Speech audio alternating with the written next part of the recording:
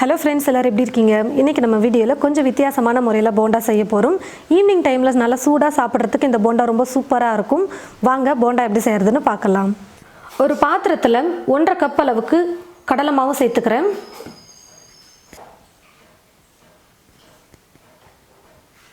அரை கப் அரிசி மாவு சேர்த்துக்கிறேன். நல்ல ஒரு அகலமான பாத்திரத்தில் மாவு போட்டு மிக்ஸ் பண்ணிக்கலாம். அப்போ கொஞ்சம் ஈஸியாக இருக்கும் மிக்ஸ் பண்ணுறதுக்கு. ஒரு கேரட் எடுத்து துருவி வச்சுருக்கேன். இப்போ அந்த கேரட் துருவலை சேர்த்துக்கிறேன். இது ஆப்ஷனல் தான், வேணான்னா நீங்கள் ஸ்கிப் பண்ணிக்கலாம். ஆனால் கேரட் போட்டு செய்யும்போது டேஸ்ட் சூப்பராக இருக்கும். ஒரு வெங்காயம் எடுத்து பொடியாக கட் பண்ணி வச்சுருக்கேன், அதையும் சேர்த்துடுறேன். பொடியாக நறுக்கிய கருவேப்பிலை, கொத்தமல்லி, 2 பச்சை மிளகாய் எடுத்து பொடியாக கட் பண்ணி வச்சுருக்கேன், அதையும் சேர்த்துக்கிறேன். உப்பு தேவையான அளவுக்கு சேர்த்துக்கிறேன். சோடா உப்பு கொஞ்சம். சோடா உப்பு நிறைய பேர் ஸ்கிப் பண்ணிக்கலாமான்னு கேட்குறீங்க. சோடா உப்பு போட்டு செய்யும்போது நல்லா சாஃப்டாக புசு புசு நல்லா எழும்பி வரும் போண்டா, அதனால் நான் சேர்க்குறேன். உங்களுக்கு வேணான்னா நீங்கள் ஸ்கிப் பண்ணிக்கோங்க, ஆனால் கொஞ்சம் ஹார்டாக இருக்கிற மாதிரி இருக்கும். 1/4 ஸ்பூன் மிளகாய்த்தூள் சேர்த்துக்கிறேன். இப்போ இது கூடவே 2 முட்டையை உடச்சி சேர்த்துக்க போகிறேன். இது கூடவே எண்ணெயை நல்லா காய வச்சு எடுத்து வச்சுருக்கேன். இப்போ இந்த சூடான எண்ணெயை 2 ஸ்பூன் அளவுக்கு சேர்த்துக்கிறேன். இப்போ இது எல்லாத்தையும் சேர்த்து நல்லா மிக்ஸ் பண்ணிக்கலாம்.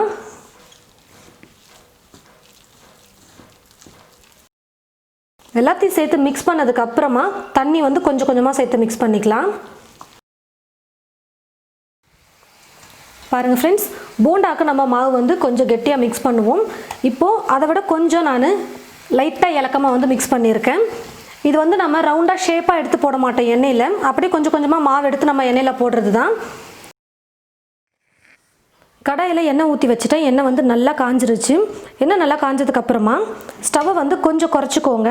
ரொம்ப மீடியம்லேயும் இல்லாமல் ஃபுல்லாகவும் இல்லாமல் மிதமான தீயில் வச்சு நம்ம குக் பண்ணிக்கலாம். முட்டை சேர்த்துருக்கிறதுனால கொஞ்சமாக போட்டிங்கன்னா கூட நல்லா புசு புசுன்னு எழும்பி வரும். அதனால் சின்ன சின்னதாகவே செஞ்சுக்க போகிறேன். இப்போ நான்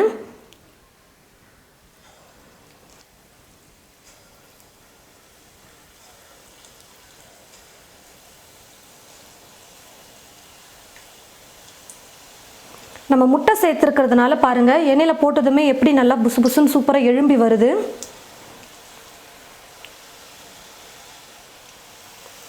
அப்பப்போ கரண்டி வச்சு கலந்து கொடுங்க, அப்போ தான் எல்லா பக்கமும் நல்லா வெந்து வரும். தீ ஃபுல்லாக வச்சுட்டு குக் பண்ணும்பொழுது மேலே சீக்கிரம் கலர் வந்துடும், ஆனால் உள்ளே மாவு பச்சையாகவே இருக்கும். அதனால் கொஞ்சம் மிதமான தீயில் வச்சுட்டு நம்ம குக் பண்ணும்பொழுது உள்ளேயே நல்லா வெந்துட்டு மேலேயே நல்லா கலர் வந்திருக்கும்.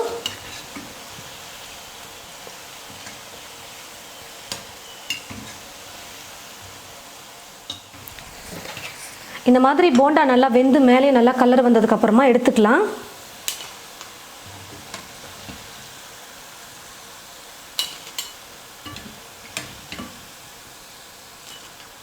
இதே மாதிரி மீதி இருக்கிற எல்லா மாவையும் எண்ணெயில் போட்டு போண்டாவை செஞ்சு எடுத்துக்கலாம். நல்லா ஈவினிங் டைமில் சாப்பிட்றதுக்கு நல்லா சூடாக சூப்பரான போண்டா நம்ம ரெடி பண்ணிட்டோம் பாருங்கள். எப்பயும் போல் போண்டா செய்யாமல் கொஞ்சம் வித்தியாசமாக நம்ம கேரட்லாம் துருவி போட்டு முட்டை 2 சேர்த்து நல்லா சூப்பராக நல்லா சாஃப்டாக நம்ம போண்டா செஞ்சுருக்கோம். ரொம்ப நல்லா சாஃப்டாக உள்ளே நல்லா வெந்து வந்திருக்கு பாருங்கள்.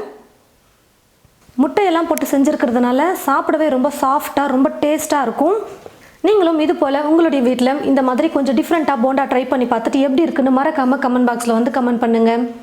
இந்த வீடியோவை மற்றவங்களுக்கும் ஷேர் பண்ணுங்கள். இது போல் நிறைய ரெசிபீஸ் பார்க்க தமிழ் ஃபுட் மசாலா சேனலை மறக்காமல் சப்ஸ்கிரைப் பண்ணிக்கோங்க. கூடவே பக்கத்தில் இருக்கிற பெல் ஐக்கானை கிளிக் பண்ண மறந்துடாதீங்க. தேங்க்யூ.